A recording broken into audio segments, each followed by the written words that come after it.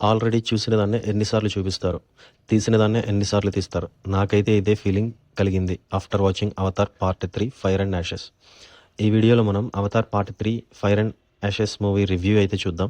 ఎవరైనా కొత్తగా మన ఛానల్ని చూస్తుంటే please subscribe to our channel no star rating and hit like button to start this video.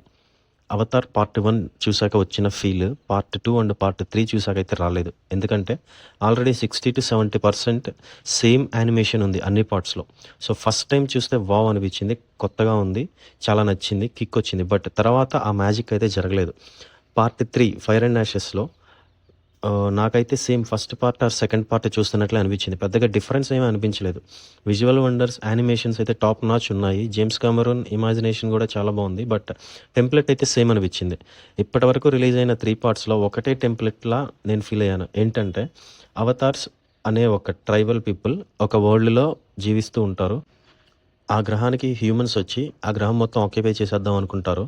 మూవీలో ఇదే పాయింట్ మీద 3 or 4 సాలిడ్ ఫైట్ సీన్స్ అయితే ఉంటాయి. క్లైమాక్స్ ఒక 30 minutes భారీ ఫైట్ సీన్స్ ఉంటాయి.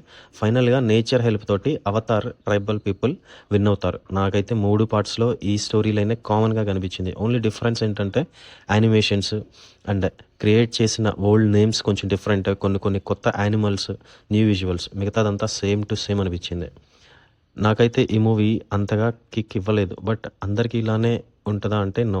ఎవరైతే అవతార్ వరల్డ్ ఇష్టపడతారో, విజువల్ వండర్స్ని ఎంజాయ్ చేస్తారో, 3D లవర్స్ ఉన్నారో వాళ్ళకైతే ఈ మూవీ చాలా బాగా నచ్చే అవకాశం ఉంది. బట్ నార్మల్ ఆడియన్స్కి ఆల్మోస్ట్ నాకు వచ్చిన ఫీలింగే వస్తుంది అనిపించింది.